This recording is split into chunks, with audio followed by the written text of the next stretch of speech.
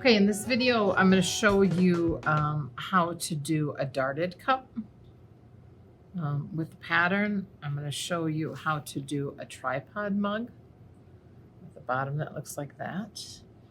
And I'm going to show you how to put it on a roller or a dowel rod. So the bottom looks something like that. All of these need handles. In this video, I won't show you handles, but I'm sure you can come up with some good ideas. Okay, I've prepared a slab, and for this one, I'm going to show you how to do a darted cup. You can make these your own darts. I actually think these are just a little bit big. And I'm going to kind of go around and mark off where this is. You certainly can use texture randomly, or you can plan it a little more. So now if I lift that up, I'll have a mark of where that cup is. So I can see the shadow of that on there. Okay, I went over and I grabbed some stamps where people have not taken them home. And I sort of like this one. You can see it's a little dented here, so I'm gonna have to push a little harder. I might do the whole cup on this one, but I also have some stamps that I found. You know, I'm in school, but again, you could use your shoe, you could use stuff from the kitchen, you can use your spork to create different sorts of lines going through. Now this second cup is meant to be a little more experimental. If this roller is yours, I like it. Looks kind of like a basket to me. So don't be afraid to roll over it. And so now I'm going to cut this out and put it together just like I did our other cup, and then I'll talk about darts.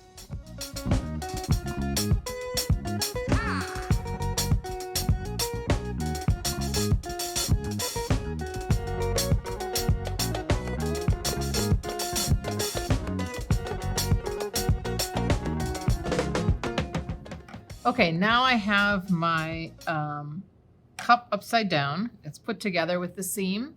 If you want to try to roll that seam a little bit, remember that I pinched it out so that it wouldn't be bulky, so that it's two thin parts overlapping each other, and I just used my thumb to do that, but it did take away from the texture just a little bit. Oftentimes I'll put my handle there.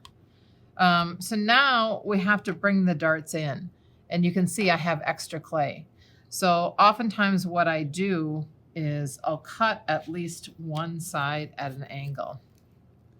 So I'll take the extra clay from here, and then when I put it together, it's going to go together just a little bit better. You can do both sides, but I usually just do one side.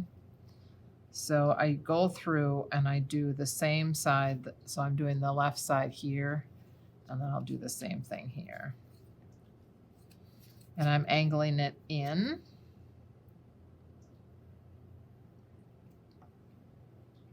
To take away some of that bulk. You can make your cup without that. It just ends up being a slightly different shape because that excess clay has to have somewhere to go.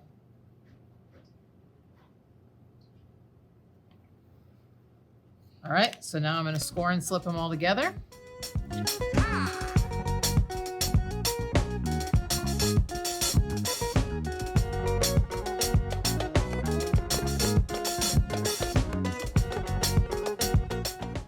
Okay, so now I have it put together, and I really did pinch those pieces together. I scored them in the same direction, used water, and then scored them again and pushed them together. So now we want to put the bottom on there. Now you certainly can try to cut that angle so that that other piece fits in there, but I usually just leave it and push on it from the inside a little bit. So I'll score all this. And then I'll wet the top so that I can make an impression. So I'm squaring it off. I saved some of my slab from when I rolled out the cup, and I'm going to flip it over. And then I'm going to put it on there.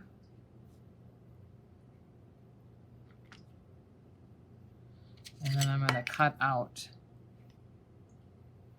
that bottom right along those marks. Now clay is pretty forgiving, so it's not going to be exact, but it'll be pretty good.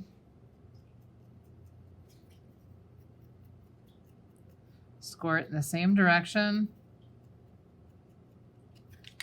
And it's okay if you just put water on one side.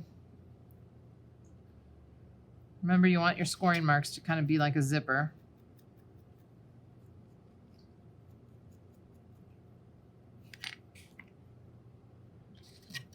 Actually didn't score in the right direction, so I'll go through and do that.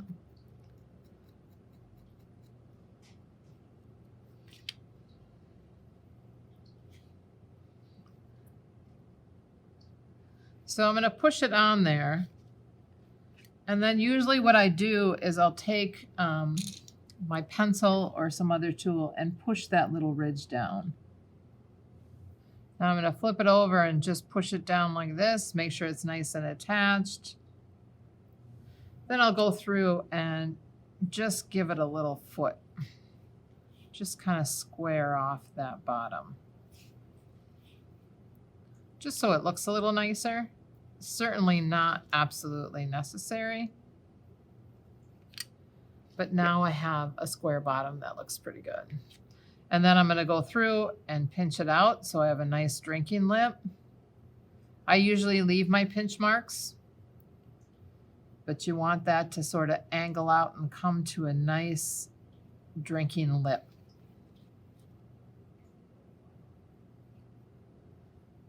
All right, good luck exploring. You certainly can use your own pattern or the pattern that I provided for you. You can print it out and cut it out. I did print it the whole page, or you can take your pattern and experiment with darts. What would happen if you only did 3 darts? What would happen if you did 2 darts? So these are more experimental, and you'll see that my clay cracked just a little bit. Perfectly fine. I can go through and brush that out a little bit, but now I'm ready for my handle.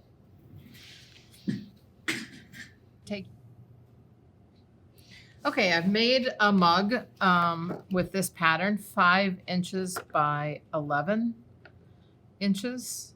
You can certainly use your mug pattern, but I'm going to show you how to do a tripod bottom. So I've used a stamp on the side. This is pretty thick, but sometimes, like I said, I don't mind a big mug because it's sturdy. So I'm going to take my scoring tool, and you guys have this, just the little version. And I'm going to score around here. And then get water on there.